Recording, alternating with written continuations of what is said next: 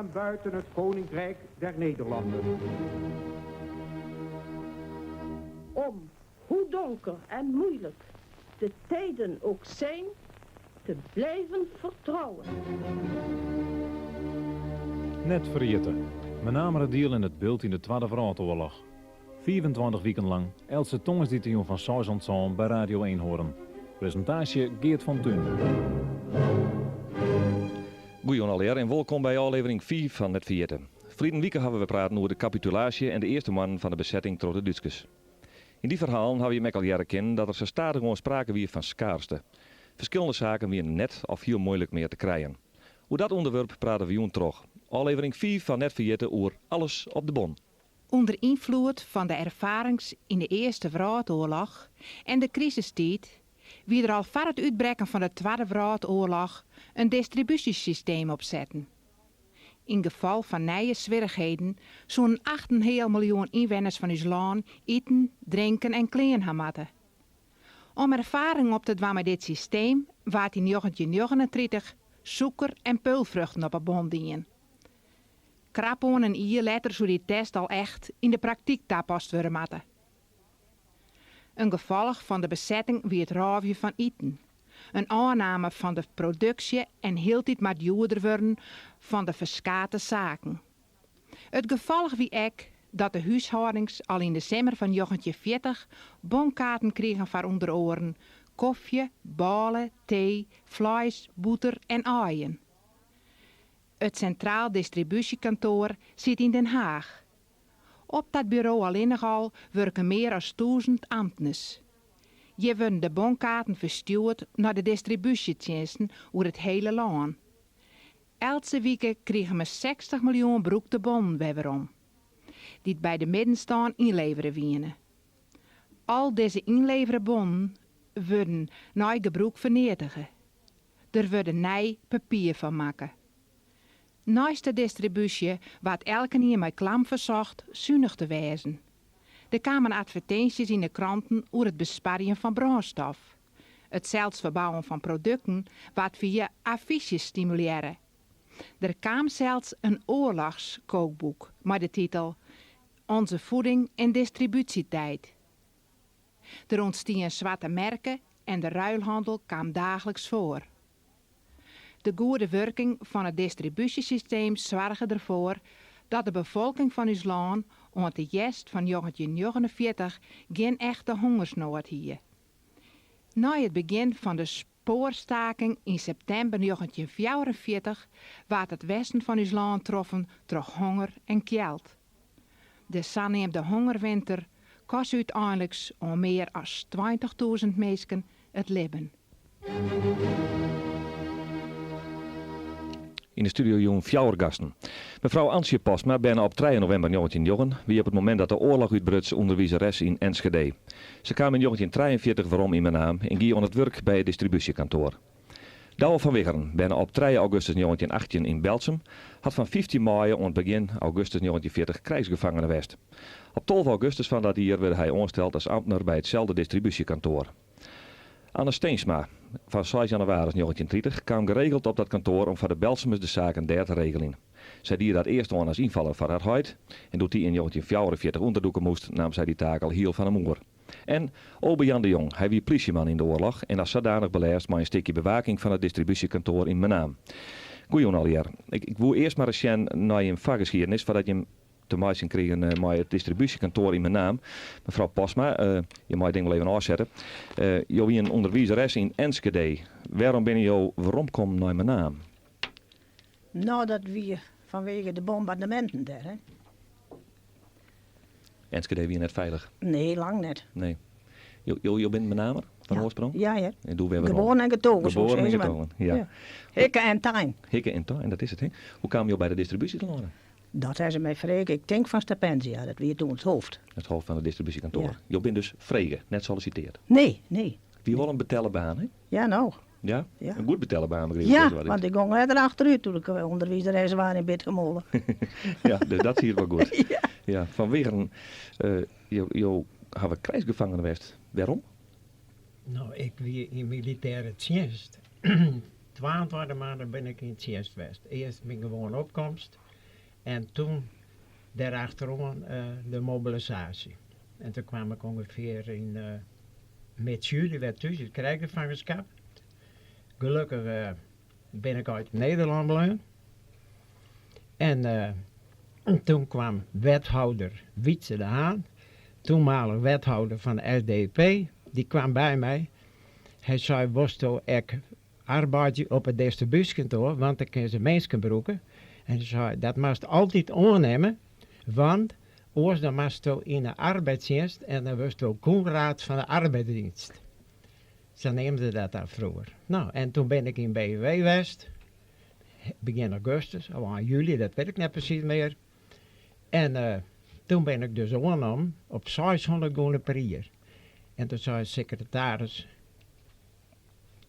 Hupkes. nee, Hupkes Net? weer net, Hendrik Sideri, die zei tegen mij, dan krijg je 600 gulden per jaar, dat is 12 gulden weeks. En dan mag je alles verdwijnen, je mag de hele gemeente terugfietsen. Nou, ik knikte van ja, dat weer blij dat ik werk hier. Ja, dus zo ben je ook bij de distributiekamer. Ja. Mevrouw Steensma, ja, we kennen jou nou als mevrouw Bontekom, maar doe nog Steensma. Dus voor de duidelijkheid houden we dat even aan. We hebben in de eerdere uitsturing jouw verhaal al gehad. Je kwam uit Amersfoort, we hebben naar Belsum. Je wint in de tijd dat dit nou zo speelt, een Iris zien, tot het eind van de oorlog 15. Kun je nog zeggen dat jou betiet volwoeksen worden binnen toch die oorlogssituatie?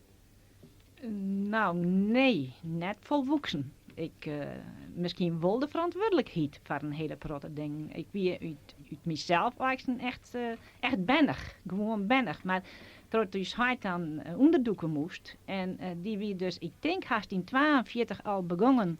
Ik weet eigenlijk net correct hoe. Voor de bakkers op Mandy naar Mananta, maar de bon. En dan kon voor particulier ik wel wat meenemen. En dat wie dan een dubbeltje per bladschip. En ja, toen in die tijd saberen dat dus hij voort moest voor de arbeidsdienst in Duitsland. En hij is later weer omgekomen.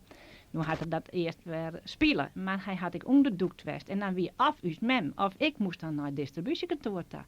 Ja, dan ga ik nog maar 14 hier geweest. Ja, precies. net ouder. Nee. Dan ben ik nog maar 14 hier. En nou denk ik wel eens, wat hek toen een soort als Sam Ben, ik vind 14 jaar ergens nog maar een Ben, een verantwoordelijkheid hoort. Ja, Maar al die bonkaarten. Precies, Ja. dat weer een beetje de achterlezende gedachte bij Ja. die vraag. Hè? Dat er een behoorlijk stuk verantwoordelijkheid Ja, op mijn schouders rusten van 14, 15 jaar ik ben. ja. Kijk Ja. even naar die jong, je wie een politieman. Dat liep me echt net zo makkelijk beroep in die tijd. Ga ik dat goed? Je krijgt hoe je het op reiken zien. Je moest een wat skadel in, tussenin. Ja. En dan kon je het altijd nog rijden. Maar ik vreeg het ook even hierom. Er is een soort dubbele verantwoordelijkheid richting het gezag. Dat, ja, Ja. wat weer het gezag. Hè? En toch ook misschien de loyaliteit steeds, maar de mensen uit de gemeente. Als je aan de loyaliteit maar wat aanhouden kon, dan kwam je een heel eind. Ja, precies. Goed, nou weten we een beetje maar waar we te maken hebben. We praten dus over distributiezaken. Mevrouw Postma, jou hebben we file lezen. Het is haast zonde dat het geen televisie is. Nog echte bonkaarten. Keel, mij uitleggen, we hebben het in het beginstukje al een beetje gehad van hoe dat systeem nou werkt. Hoe gaat dat nou? Hoe moesten mensen nou aan eten, drinken, oorzaken komen met die bonnen? Kun je het uitlezen? Ja, dat is wel moeilijk. Je kreeg allereerst een distributiestamkaart. Die moest niet, ja, iedereen. En daar zit een inlegveld in. En dan alle mannen kon je daar dus bonkaarten op krijgen. Ja. Maar allemaal hingen ze dat weer oors. Het weer oza ingewikkeld. En ik heb begrepen, OSA precies. Ja. Zoveel inwonersbinder, zoveel stamkaarten. Ja. Weet je gemeente als er in net is. Juist. Wat- En dan was die, had je dan zo'n bonkaart kregen, dan was er een, van het inlegveld, daar zie je een inlegveld in, dat had je jammer genoeg net. Dan was een stukje aangeknipt. Maar dit bondje. Ja, dat kunnen we helaas niet Ja, zeggen. dat zit op die bonkaart. Op een bonkaart. Er komt En die losse bondjes, die moesten weer op opplakvelden plakt worden. Dus dat weer, nou, hoeveel hier uw gemeente doen, 10.000 inwoners misschien. Zoveel bonkaarten moest je dus uit, ja. Dat is een enorm stuk werk. Ja, Ja. dat deed de Utrechtploeg. In alle dorpen. Daar wie een speciale Ja, Utrecht dat was een Utrechtploeg. Die zwalken dan overal heen, op een fiets. Die zware dat de mensen de bonnen kregen. Ja. Ja. Ja. En Jim ziet het Zo. op het kantoor. Hè? En dan kregen ze ook nog een, op die stamkaart kregen ze elke keer een kruis.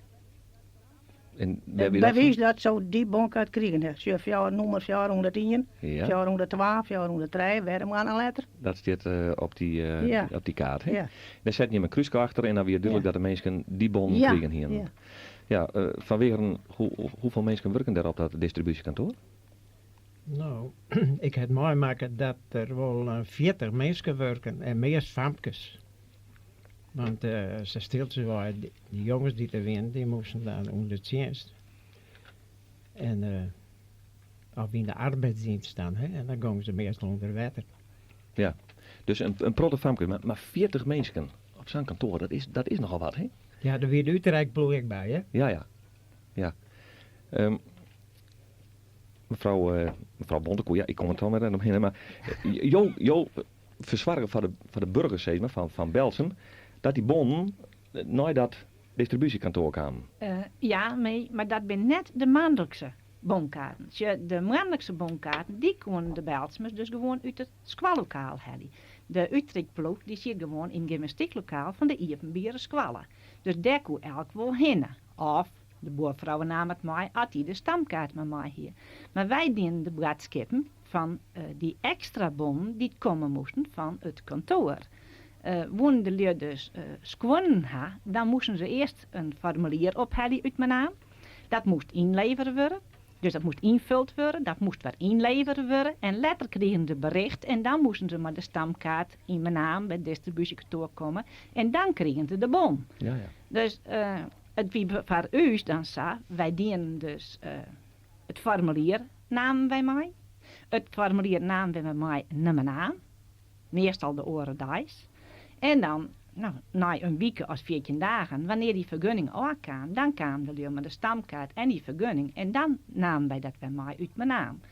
En hien wij nou de bradskippen met de stamkaarten erbij, dan zal ik maar zeggen van ik ging dus maar naar mijn naam. 9 uur trouwde ik alles door het loket, het zij van de particulier of het zij van de middenstanders.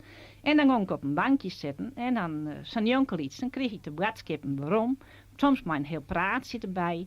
Kwam ik thuis, dan moesten we eten. En dan na eten, dan bracht ik al die stamkaarten met al die vergunningen, bracht ik dan bij de leur thuis. De leur die kwamen bij mij thuis om de bradskippen op te gaan. Ja. Maar wij brachten bij de meesken het antwoord. Ja, Johin een duiwer van, kan ik wel begrijpen op zo'n manier. Nou, wij brachten dan echt naar de Ljouwte kranten en dat wie dan meestal naar draaien. Maar ja, ik heb wel eens om Jalwien soms correct thuis geweest. Ja.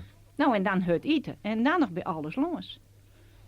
En in het begin van de oorlog werd het dan een dubbeltje per bradskip. En ik weet wel, in het laatst van de oorlog, toen weer de langste volle net meer te krijgen. En langste volle oorvragen net. En dan dien we het verkwatje. Ja. Goed, Van Wegeren, ik ben even Jota, je bent wel verschrikkelijk streng, hè? In die tijd. Nou ja, dat lieken zij, hè. Dat lieken zij, hè. We moesten dus wel streng voordoen. Of moest niet hem streng wijzen? Moest het streng? Ja, het moest wel streng, want je kon net met een handje bakken, dat kon niet. Nee. Want weet je wat het is? Dat we het dan net stilhouden. En dan weet je al gauw, hebben die arbeid doen en waarom krijg ik niks? Dus dat kon niet.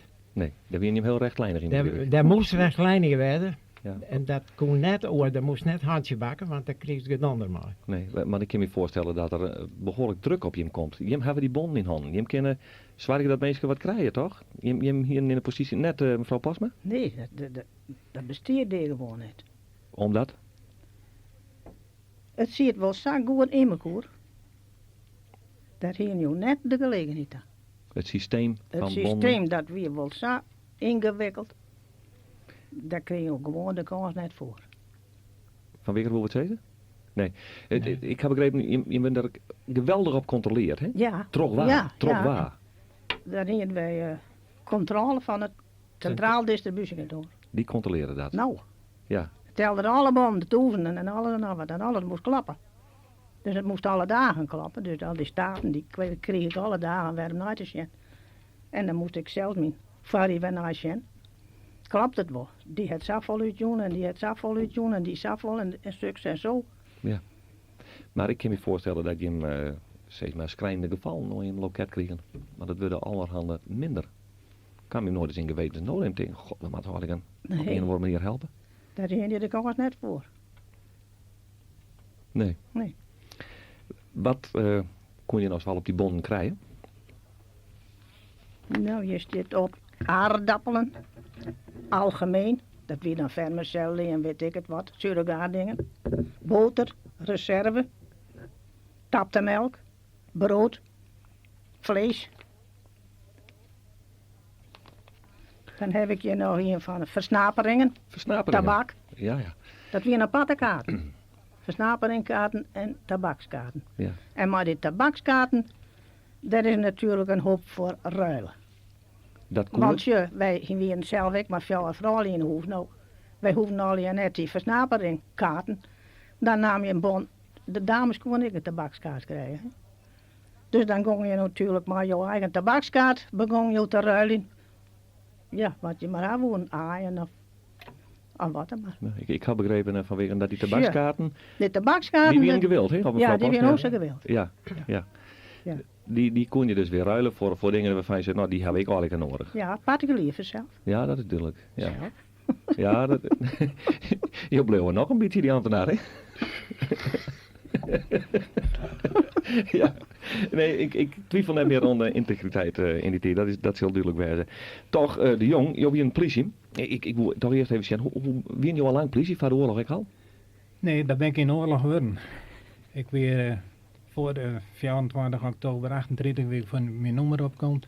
En 19 december 39 ben ik bij de politietroepen komt, oftewel bij de militaire politie. Nou, en toen kwam de oorlog vanzelf en ik hier een verbindenis van 6 hier bij de politietroep. En dat raam dus gewoon terug. Ik ben in juli ben ik demobiliseerd en in augustus ben ik bij de politie gekomen. Ja. Of bij de MACC weer toen. Wie je dat een vrij logische stap? Of had je daar naar solliciteerd? Of? Nee, je kon gewoon oorgaan. Gewoon oorgaan, hè? Want ik weer beroeps. Precies. En dat weer ik een beroepskorps. En kon je samen oorgaan. Toen kwam je dus bij de marechaussee. Ja. Direct hier in mijn Amerdeel? Nee, ik ben eerst in Walwegen ben ik begonnen. Toen ben ik in Veenhuizen geweest en in 42 ben ik in Belsum gekomen. Ja. Je had hier een taak ten opzichte van dat distributiekantoor, hè? Want je lijn was onder de toonbank, heb ik begrepen, hè? Nou, dat is dus letter begonnen, hè. Na de eerste overval op een distributiekantoor, toen moest het bewaakt worden. Ja. Want voor die tijd hebben we geen bemoeienis mee. Nee? Kun je zeggen dat je in een rin van die tijd de druk op dat hele bonnenstelsel groter wordt? Dat mensen er alles van oor hier om het Nou ja, dat weer de ondergrondse die op verschillende kantoren die dus net meewerken om bon te verstrekken aan onderdoekers. Daar werden overvallen gepleegd, onder andere Sint-Anne, Jouweren, Langwaar. En die neem ik nou samen op. Maar dat ben ik een van de eerste die een overval pleegd is. Ja. En na die tijd moesten dus die kantoren bewaakt worden. En later nog de Utrechtploeg moest vergezeld worden en na 7 jaar de strieën pakken. Ja, dan ging je mooi met die Utrechtploeg. Ja. En houd je wat verdekt op, zeg maar? Nee, je vies hem gewoon mooi. Gewoon mooi.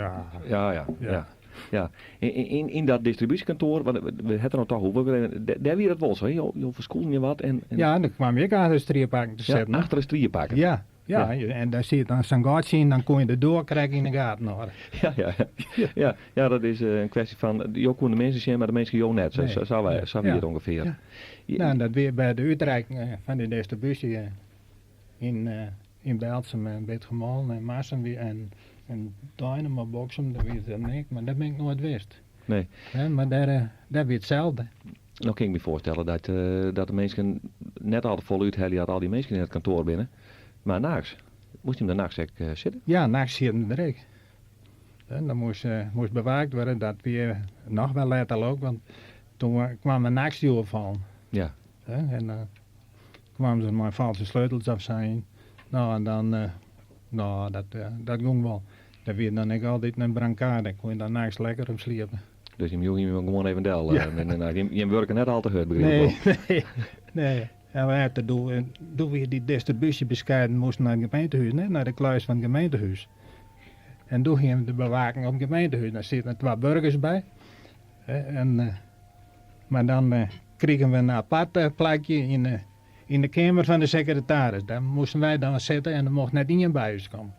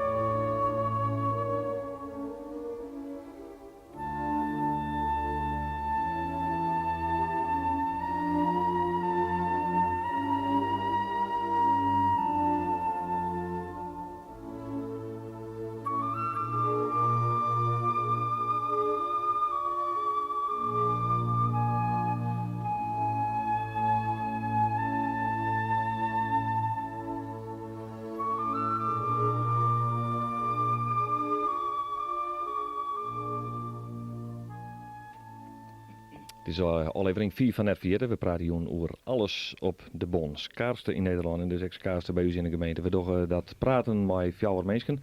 Mevrouw Antje Posma, Douwe van Wiggeren, Anna Steensma, nou beter bekend als Bontegoed denk ik, en Obe Jan de Jong. Mensen die wat met die distributie te maken hebben, dat hij hem niet krijgt. Jerken van Wiggeren, ik maar even maar op praten over wat ik neem een speciaal geval. Als ik zo zeg, mevrouw Rijswijk de Jong. Dan gaat mevrouw Posma wat dubbel onder de tafel. Dus ik ga een goede naam meneer Leuk. Mevrouw Rijswijk de Jong, die weer evacueerd uit Den Haag. Daar wie haar man buitengewoon kamerheer van koningin Wilhelmina. En die kwam te wonen op Schatsenburg. Mevrouw Rijswijk de Jong, die zoekt wat loket, maar er staan een hele protte mensen. Dat die ging achterom. En die kwam in de gang. En dan ging ze naar de keuken, werd vrouw Kekstra weer. Dus mevrouw Kekstra. Dat weer de conciërge? Dat weer de vrouw van de conciërge. Ja. Nou, ze zei, ik wil graag even de leider of de plaatsvervangerleider spreken. Nou, toen kwam mevrouw Kekstra bij mij. Ze zei, mevrouw Rijswijk de Jong van Schatsenburg, die wil je graag even spreken. Ze zei tegen mij, ik ben bij de burgemeester geweest en ik kan een formulier krijgen om filtrage aan te vragen. Nou, ik zei, mevrouw, dan krijg ik dat voor u. En dan kan u het thuis even invullen. En dan brengt u het me weer, u laat het hier maar weer in mijn handen bezorgen. Maar ik zei tegen mevrouw, dan, als u dan dat formulier weer inlevert, dan moet u wel voor het loket komen. Toen zei ze tegen me, nou, ik ben niet gewend om tussen het gewone volk te staan. Daar voel ik me niet thuis. In ieder geval, zij kwam bij maar het formulier en dat had ze bij me inleveren. En toen kreeg ze later een aanwijzing. En toen kwamen ze weer. En toen zei ik, ja mevrouw, nu is u weer niet voor het loket gekomen. Nee, ze zei, maar ik ben weer bij de burgemeester geweest, want het is afgewezen. Ja, ik zei, mevrouw, er staat op, vitrage voor de slaapkamer. En dat wordt niet gegeven. Alleen voor de huiskamer. Ze zei, daar heb ik het niet voor nodig, maar ik moet het voor mijn slaapkamer hebben, voor de inkijk, voor mijn tuinman. Want die werkt daar. Die gluren terug. Ja, het was weer een herkenbaar verhaal van jou, mevrouw Post. Nou, Ja. mevrouw Rijswijk de Jong is, Ja, nou. is bekend. Ja. Ik mag trouwens met jou even over het oors praten, want wat wie de Rus? Dat weer de laatste winter af. Toen hier werd totaal geen brandstof vanzelf, want dat weer hier in een klaai beroerd vanzelf. Ik kon net eens wat. Hè? Je moest altijd erachteraan om een stuk hout of wat die een of twee dat maar branden woe. Ja. Toen hebben ze de Rus uitgevonden, dat weer zo'n een bus. En dat hing het een of twee gods in, ik weet het net precies. Maar het hoop ook griezelig, want je zet er zo'n grote pan op, zulke stukjes hout. Hele grote pannenvisie aan de Ja, onderweg. wij weer een machine, ja weet ik het, machine vol met een wonderdoeker. Fjouwer erbij het loopt en wij zelf maar eens trein, fjouwer. Ja. Dus weer 10 meisjes. In de, Maar dat kwam ook leren, joh. Ja. Zulke stukjes, ongelooflijk. Dit was banen goed. Nou, wat dat baande. Ja. Dat vind je me zo, denk je. Onderdoekers. We komen er nog over te praten, maar hoe zie je het onderdoekers met bon? Want die moesten ook eten hebben. Hoe kwamen die mensen aan bon? Waar weet dat? Van Weren? Wij gingen dus eerst de stamkaarten moesten wij innemen. Uit zichzelf, maar dat niet net, maar uit Aardeleur. Dus maar de stamkaart kwam dit geboren werden in 1921. Toen geboren werden in 1922 en ze gingen dat terug tot en met 1925. Nou, en dat zei het voort. Dus die mensen kwamen net maar die stamkaarten op distributiekantoor, want dan moesten je ze innemen. Dus die houden zij dus. En dat inlevel houden zij dus ook. En dan kwamen ze persoonlijk wel bij mij aan huis. En dan weet ik wel dat wij maar die stamkaarten in de inlevel naar boven gingen. Op een zolder, daar hebben we mevrouw Kekstra. En dan plakten wij die bondje van de inlevel op een opplakvel. En hier we dan bijvoorbeeld 20 bondje erop plakt. Dan halen wij uit Kluiswaai 20 breerkaarten. En die kregen die meesten dan. Ja. Wie dat nou een vorm van fraude of net? Nee, dat wie geen fraude. Oh. Ja, het wie geen fraude, wel dat het net mocht. Precies. Ja, later is dat, ging dat door mij vanzelf. Ja. En dan ging dat in het kruis van het gemeentehuis. Dan hier de Zielstra, dat weer het hoofd van de Utrechtploeg. Die hier die bondjes al opvondelen. En dan moest ik maar zwaaien dat die bonkaarten er dus kwamen. Maar het beroerste weer, als die Utrechtploeg voortzetten, daar stierde bijvoorbeeld op, nou, zij hebben 800 van Sokkermaai kregen en 300 van die en 400 van die. Dat moest dus op die staten weer komen. En dan moest het jongens Safvolle Hezenbroek, dat moest klappen. Maar die er nog winnen, dat moest ik dus tellen. Maar ja, er mocht net in die dingen knoeid worden. Nou, dan zei ik ze in de Zielstra, tekenen nou even dit blanco formulier. Dan plak ik ze erin wel op en dan maak ik het formulier wel weer dat het klopt. Waar wie je Zielstra? Dat weet u het hoofd van Utrechtploeg, hier de Zielstra. Ja. Nou, dat gebeurde dus. Dan ging ik naar de kluis, dat jood hierheen.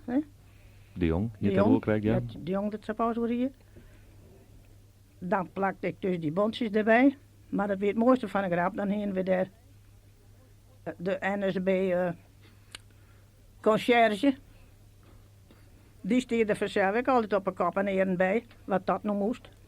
Ja, ik zei, die mensen leren het nooit, het ben altijd gewoon die roel eraan en ik moet maar even wat lim hebben, wil je eventjes een potje lim hebben voor me? Nou, dat dierde dan ik. En dan stierde erbij, wilde ze ik die bondjes daar opplakte. Ja. Ik zie in de gaten vanzelf. Nou, maar dan moesten die woonkaarten nog komen. Die wien doe in de kluis op het gemeentehuis. Ja. Dan zei ze hem, nou, maar weer een soortje van meneer Maai had, dan zet ik voor het net aan. Dat wien vanzelf. De boer zien gewoon net. Dat wien de kaarten van de onderdoeks. Ja. En dan sjouwde ik dus samen hoe de heren door de boeren. Naar het distributiekantoor. Daar kwamen ze in een envelop. Die envelop kwam dus niks op. Waar net adresseerd. Die ging naar de post. En dat wie mijn zwager, Jon Meijer. En dan wist hij wel hoe laat dat het weer. Die bewaarden dus die envelop. Die waren net verder voortgestuurd. En dan kwamen de jongens van ondergronds en dan haalden ze die bonkaarten op. Ja. Jo in al dit ontskaling, mevrouw Bontekool, maar die bonnenboel. Hij jou voor onderdoekers dat soort dingen wel regelt? Hij was wat meer hoe moesten of zo? Nee, want je onderdoekers die zullen net onvregen gaan Nee, van dat snap ik. schoon als van klompen Nee. of zo wat hinnen. Wat boodschappen dat wij meekrijgen ha. Ja, en ik denk dat ik als 14-jarige ik nog net eens erg in hoorn ha, als er ergens misschien eens wat weer dat ik dacht, daar win het net. Nee, het is jou nooit opvallen. Nee, ik doe het net. Het is wel zo geweest, dus mensen die dan ziek zijn, die kregen dan extra bon, no? Die ziekenbon. En die ziekenbon, die moesten echt weer van mijn naam komen. En een financier is dus 13 weken. Daar zit een 13 mandiezen in. En dan weet ik wel dat dus huid is een keer een week nog een boerjongen. En die kreeg de eerste keer van 4 weken bon. En toen een maand later moest dus huid dus weer die ziekenbon meenemen. En toen kreeg ze van 4 weken. En toen had die man, die had dus huid beticht van stijlerij. Want hij kreeg nou net van 4 weken, maar van 4 weken. En toen zei dus hij, ja dat klopt het wel, want nou ben er 4 mandis. De andere keer krijgen we weer van 4 mandisen en dan weer van 5. Ja. Maar die man die wilde het net leeuwen en dus hij die had zo'n, kom maar naar het distributiekantoor, dan kun je het zien. En het had in de kranten staan dat hij dus had beticht hier van stelderij wat net wie. Want dat wie echt net zo. Nee. Ze konden het op het distributiekantoor dus goed zeggen dat het net zo wie. Nou had het echt een keer geweest, maar het warm. En toen had dus mem naar me aan geweest. En toen kwam die weer thuis. En toen misten ze de bon van de brandstofman. Die wien uit de tas waait. Ja, je verpast me knikt al. Ja. Nou, en waar ben die dan? Want dan moest die brandstofman best zien brandstof op haar. En dat beetje brandstof, dat het dan nog jaren te krijgen weer, dat moest bij die brandstofman bij komen. Ik weet wel dat het een hele beroerde dag weer doet, dus men thuis kwam en in de tas zich en de brandstofbon wint voort, die vergunningen wint voort. Maar er had nog een goeie vinger geweest en die had ze waarom gebracht. Waarom bracht? Ja, die had ze waarom gebracht. Dat is bijna een wonder. Dat, ik bedoel, in die tijd, dat er neer te krijgen weer. Dat die dacht het van, dit klapt het net. En als die nou naar het distributiekantoor west had, of naar bij ons memmen niet west. Dat weet ik eigenlijk net. Maar de bon binnen de jongens werd de plak. Ja. Ze binnenvoen. Onderwijs op het fietspaadje. Van mijn naam de Belsma. Ja. Dat is inderdaad een aardig verhaal, want je zoon zei, die show je nooit weer waarom, Nee. want Nee. daar is wel plak voor. Ja, hè? nou en dan heen we goed zitten. Want ja, Ja, dan hier ben je hem lijn, hè? dan hier dragen, Ja. dacht ik. Ik wil je wat voorlezen. Advertenties die staan in de Beeldse krant in de jaren 41, 42, 43. Je zult het herkennen, beter als ik denk ik. Gewoon simpele advertenties van mensen. Let op, ruilen zo goed als nieuwe schoenen maat 32 tegen maat 33. Ruilen zo goed als nieuwe elektrische wasmachine tegen fiets met goede banden. Ruilen 20 els wollen vloerkleed tegen damesrijwiel. Ruilen beste dubbele leren schooltas tegen werkschoenen. Ruilen 2 jurkjes of luiers tegen schoentjes maat 22, 23. Dit is een hele mooie. Te koop, een nieuw ongebruikt kunstgebit. 50 gulden. Wie ruilt een nieuwe fiets met banden tegen een vettigheid? Klompen maat 16 en 21 tegen maat 19 en 24. 12 els vloerkleed tegen best pak kleren. Flinke mansmaat. Waarschuwing van de burgemeester. Het is ten strengste verboden te schrobben met leidingwater. Bij overtreding wordt men afgesloten. Maardeling van de lokale burgemeester van het Beeld, de heer Bierma. Ruilen een paar ploegschoenen tegen, er is hier, brandstof. Zwarte herenschoenen tegen brandstof of levensmiddelen. Platte kruiwagen tegen lieslaarzen, plus lieslaarzen tegen brandstof of bomen. Hier zul je de schaarste echt naar voren Ja. komen. Mensen ruilen echt alles om in die eerste levensbehoeften te voorzien. We gaan krijgen al dat er driftig geruild wordt met tabaksbon. Daar kon je dan wat krijgen. Mijn vraag is eigenlijk, wat kon je nou precies krijgen op die bon? Want dat wie volgens mij al de volle wel vanwege. Nou ja, hoe volle rantsoen als je op een bon krijgt, dat weet ik haast niet eens. Wij hebben dan gewone bonkaarten en we hebben dus ook nog aparte bondjes voor zieke mensen en voor vrouwen die het graven daar weer. Zat dan uit op de doktertest hier. Ja, wij zitten nou gewoon in verwachting trouwens. Ja. Ja, want ik vreeg me net de hoeveelheden direct. Je sjoggen er al even naar, wil er even naar jongen. Maar ook de kwaliteit.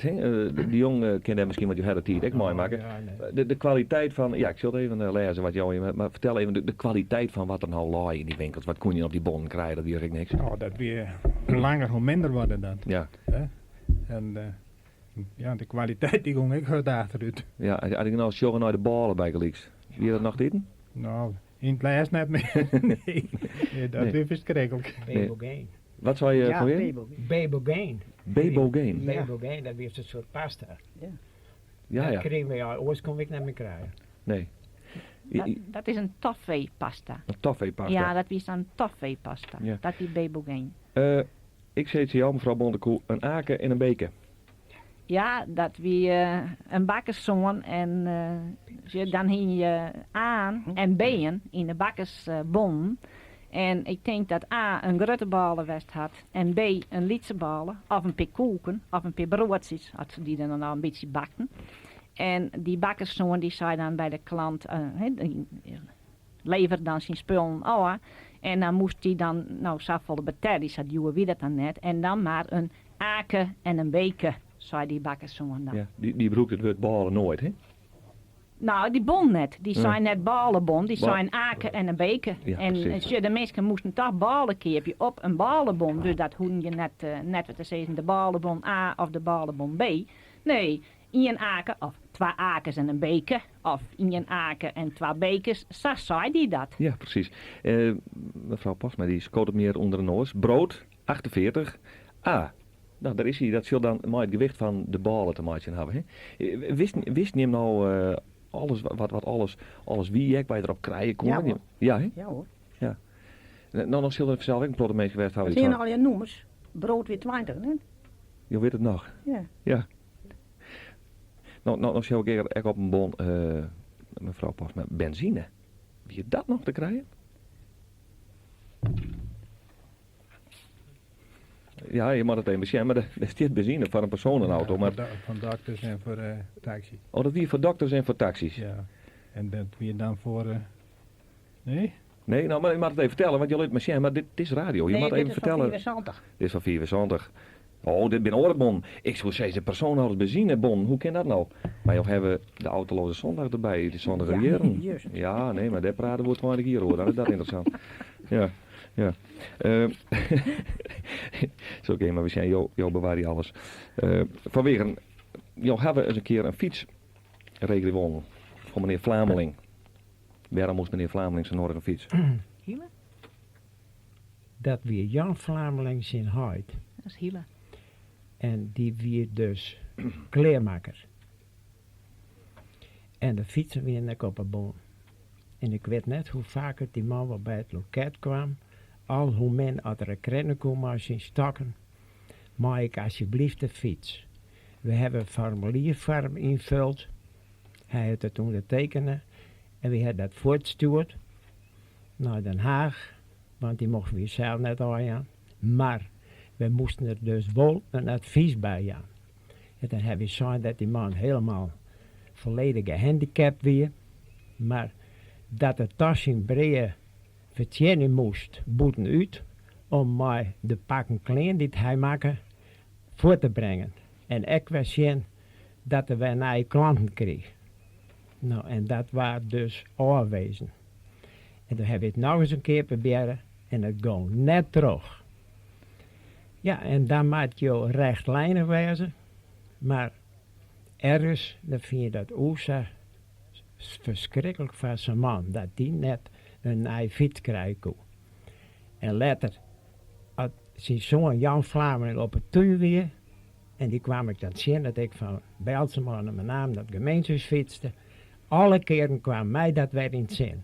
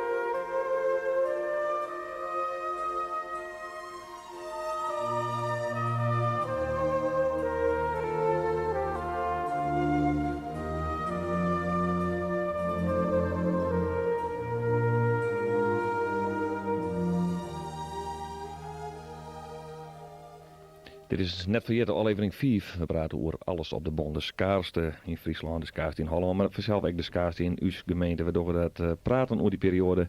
Maar 4 mensen, mevrouw Antje Posma, Douwe van Wikkeren, Anne Bontekoe en Obe-Jan de Jong. Maar we hebben ook weer een aantal mensen vragen, gewone burgers uit die tijd, hoe zij ons zeggen in die tijd van schaarste. Hoe zij ons zeggen in de tijd van alles op de Bon. Nee, dat wie helemaal niet makkelijk. Het was voor de kruideniers het moeilijker als voor ons. Want het is altijd zo dat de dagelijkse directe levensbehoeften, dat spreekt het meest aan. En dan is dat vooral veel dat hij zei, nou, de koffie, thee, vet, butter, al die dingen meer, dat die krap waren. Het waren met de kleren, waar dat zo, nou, doet het zoveel waar dat de Bon kwam, toen was er niet veel meer te koop. Zodra het krap wordt, dan bloeit de zwarte handel op. Dat is zo, dan ben er gewoon die zeggen, nou ben naar Apengaar, nou mogen we erbij wezen, want hier is wat te verdienen. Maar de zwarte handel en kleding, dat waren niks. Dat waren er niet. Hebben wij ook niet aan meteen. Maar vooral de zwarte handel, die het meeste waren, dat waren vlees en vet. Want dat was van belang, omdat wat in de vleespan, dat was belangrijk. Ik was gewoon op een dag, dan was ik altijd bij een slachter, bij Hendrik Post. En dan hoop ik die te slachten. Maar dan moest ik werken, dan moest ik in dienst bij het distributiekantoor. Maar we hadden dat zo, wij zaten nachts met 4 man en de politie. En dan als wij dan opkwamen, dan waren dat die de laatste nacht hadden, die kon eerst wel slapen. Want we sliepen om beurten. Dan hadden we de kachel goed heet. En dan lagen we gewoon boven op de tafel en dan sliepen we als een roos. En dan waren we dus offers. Als wij bij een huis gegaan, 8:30, 9 uur, dan waren we weer zo vet als een hondje, want we hadden gewoon nacht slapen. Ja, direct de gedachten weer over naar die tijd, want wij hadden zelf een winkel. Dus we zijn nog 80 jaar niet voorbij en van het bonnen plakken.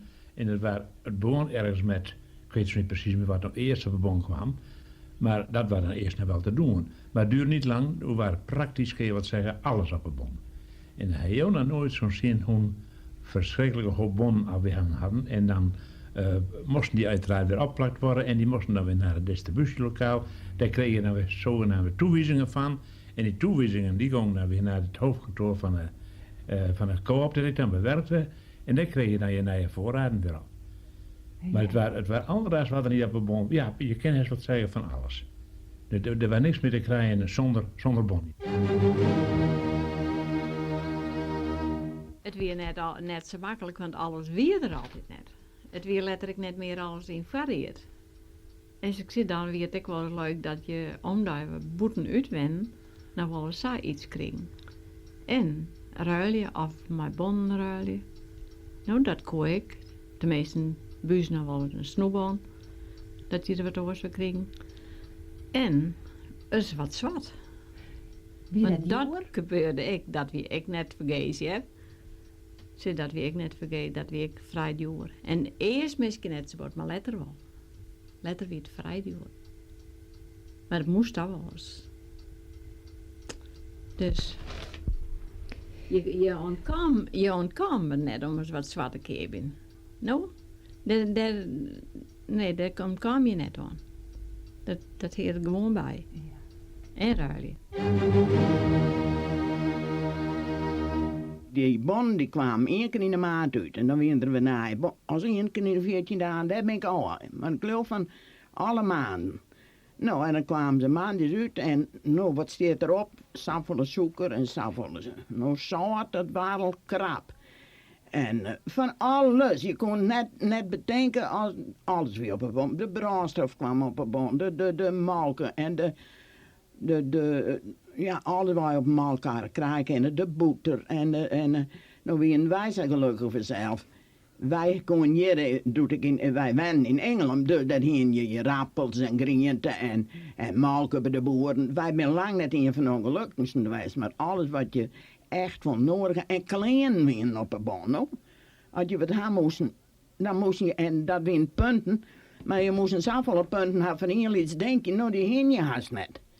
En je samen terug, het weer skrapen bij de kant. Maar wij maken hier een net crimineel, wij hadden meestal altijd voor goed houden. Als goed, wat neem je goed? De ballen weer rotten vanzelf en dat wil je niet. En dat weer ik op een baan. Daar ben ik altijd weer goed geweest.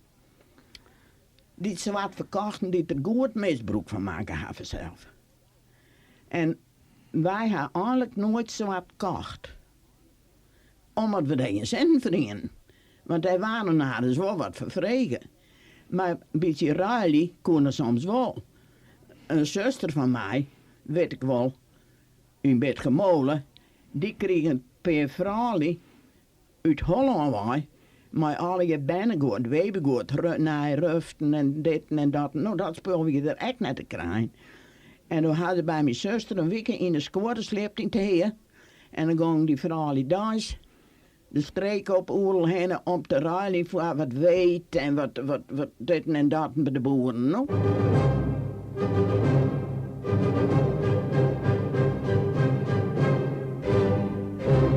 10 minuten verzon. Je hebt wat reacties van mensen die wij vregen hebben nou. De periode van de bon, de schaarste. Ja, wat wij daar echt in jaren is dat er een naast ruilhandel een soort zwarte handel ontstier. Logisch vanzelf, mensen proberen die wat. Heb je hem daar iets met de maatjes in hoorn? Wist je hem daar wat van wegen? Nee, hè? Nee, ik geloof net dat we daar wat van weten. Nee, wisten, de jongen als politieman, wat ja? Ja. Wat ging jou met de maatje in? Nou, dan moest je verbaal maatje, als je het troffen. Maar ik trof het nooit, maar ik wist wel dat bij de slachters enzovoort, van alles wat te krijgen weer. Ja. En bij de boeren ik wel. Je wist er dus van? Ja. Je moest eigenlijk een optreden? Ja. Moest een verbaal komen? Je dient het net? Nee. Heb je dat nooit persoonlijk in een probleem gebracht? Want... Nee, ik heb er nooit lijst mee gehad, maar ja, dit was nou onwest vanzelf. Ja, nou onwest? Nou ja, dat ze wat vermoeden, hè, maar net bewijzen konden. Dus. Nee. Ben je wel eens op matje erop? Zeg van nou die jong, wij zorgen voor jou nooit een verbaal hoe zware handel en toch is er, dit klopt net, dit doogt net? Dat is nooit zo geweest, ja. Dus, Nee, maar het wie duidelijk, het wie overgoed. Leef maar in. Ja, dat zou weer het. Ja. Mevrouw Bontekoe, jou iets bekend van zwarte handel in die tijd? Nee. Nee, hè? Nee. Ik weet wel dat dus hard is mij skipper het vlees thuiskomen is. En die zullen dus wel ergens op die ha. En we hier in de Westhoek heen wij dus familie. En hij zegt al eens een keer mijn fles olie thuiskomen. Nou dat zal dan wel van kwaaltje het maken wees daar in de Westhoek. Maar als het nou zwart handel weer, nee, die familie die hin zelf wel zoveel uitzag dat ze een oliemolen heen. En daar kwam dus van de boeren, net weer bij een smid. Dus ja, de smid die moest wel eens machinerie een kleermaatje van de boeren om 10 of 2 te doen. En het wie ik wel een aardig uitvinder. Nou, en dan zal zij er wel olie of weet of moer van krijgen. Ja. Nou, en daar kunnen wij als familie ook eens een beetje van maar profiteren. Ja. Tenminste, dat denk ik. Ja. Ik weet het ook wel eens net. Nee, het wie een geskarrel eigenlijk. Hè? Ja, wij hebben uit de gaarkeuken eten gehoord. Net omdat we zelf geen eten hadden, maar uw mem die koert net nog maatje. Wij Nee. winnen maar z'n 8. Nou, uw mem zegt geen kans op een paar voor je rappels nog te krijgen. Je hebt hier geen rus? Of zie je dan Ja, wij hebben, rus. Maar ja, het had net, misschien wil ze nou en dan het koek wel opwarmen worden, maar net om het nou nog te krijgen.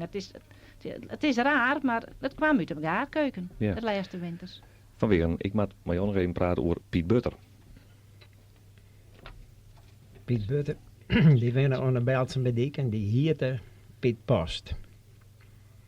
En die hier dan een handeltje in boter. En daarom zei het weer een Belket en dan zei ze altijd Piet Butter. Hij leverde zijn opplakvuil met boeterbond in. En dan zeggen we die heel goed na, want elk opplakvuil dat wie, wat je alle bondjes opplakt hier, kwamen een bepaald figuur naar voren. Elke balenbond die opplakken van de bakkers, alle bonden dat waren figuren. En zitten er dan verkeerde bonden tussen, en dan zeggen wij dat direct. Maar dan hier Piet altijd wel een paar losse boeterbondjes hier boezen, die werden opplakken en dan kregen ze oude, ongeldige, of verkeerde bonden kregen wij weer om. En dan kreeg hij daarvoor boeterkapures. En die konden dan wij bij de fabriek inleveren, of bij de groothandel. Piet Butter komt wij weer om. Hij zei, jongens, er is een abuus bij hem. Hoe zag Piet Post? Nou, ik mis mijn capures. Nou, ja, dat kunnen we nog net controleren, want je zou wel bij een radiowinkel die een bon inleveren, dan moet je jongen wegkomen naar Fjouwen. Om een uur te rijden, daar komt Piet Butter. Hij zei, jongens, het is klaar hoor, ik heb ze weer gevonden. Wat nou? Ja, hij zei, kijk, ik ben dan ook eens een beetje aan het werk in de tuin bij dokter Berghuis. En toen ben ze uit mijn kielen waaid. En daar liggen een paar van die coupures lagen daar in dat tuintje. En daar lagen ook stukken wat in de luwte vaat. Maar ik heb ze allemaal weer boven water hoor. Dat je hem gewoon niet verder na te zien als je hem boekhouding ook klapt. Nee. Piet Butter was wel een slimme jongen dus, kan je wel zeggen. Nou, hij wie heel... Heb je dan eerlijk? Heel eerlijk, ja? Ja. En mevrouw Bontekoe hier krijgt over de gaarkeuken.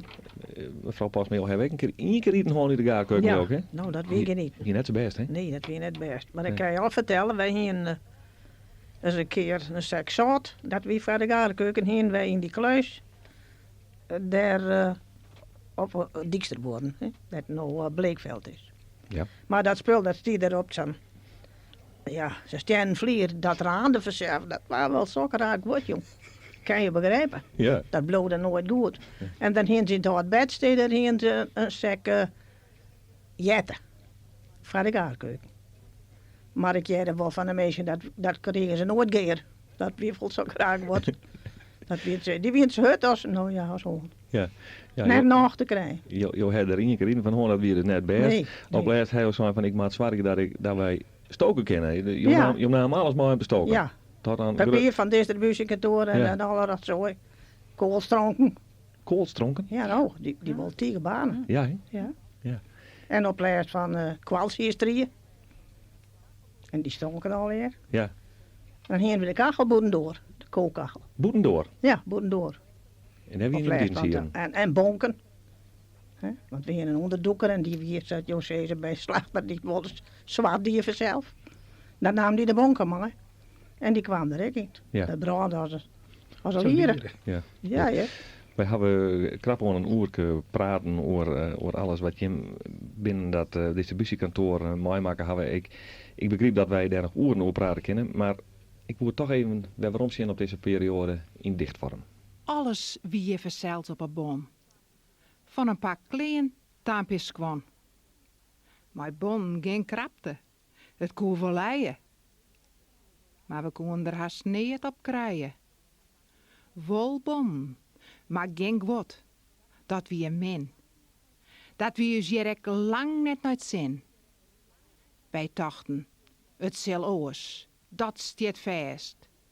En zijn maar niet, maar die in het tiegen us best. Kei binnen je slachten van wel 1000 poen.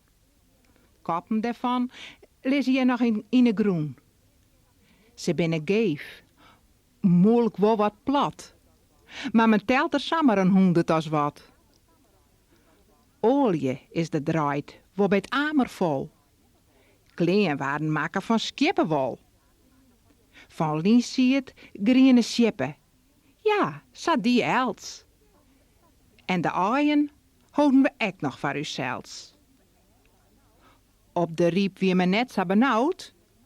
Van jouwer pletten we het mout. Van wijd maken we het beste mool. Van bjemmen, beste klompen en zool. Van malken maken we het sies en beste boeter. Van bieten wat hele wieze zoeker. Jam van appels, parren en morellen. En wat mantelboont van knieneveln. Jerpels hinnen we genoeg likwols. Die waren verpatten bij wijnvol. De riep soms zelfs wel redden. Al wiet ik mijn oorde heel hinder en een kerde. Radio's waren leveren, ja, een orde voor een nije. Om van het koper leveren maar te zwijen. Het waard krees bestappen in de groen. En geen mof of lieksoortig ding die het voen. Lekkere brei van malken, wijd en mout. Het wie een profiet dat het volk het zelfs maatje op het melkfabriek. Tabak, water maken uit beste eigenbouw. Ja, zat die de riep. Net boegje, maar het bleef Nederland trouw. Een minuut voor zo'n oren. We zijn aan het aankomen van aflevering 5 van Net Vergeten. Uw dank gaat uit naar mevrouw Antje Posma, naar Douwe van Wiggeren, naar Anne Bontekoe en naar Obe-Jan de Jong. Dank dat je hem hier in de studio met je praten wonen over alles op de bon, de distributie in de gemeente Menamerdeel. Deze uitzending wordt morgen om 9 uur weer herhalen en Radio 1 horen gaat naar deze uitzending terug met het programma Hans en Co. Graag ont nijweken om 6 uur bij Net Vergeten.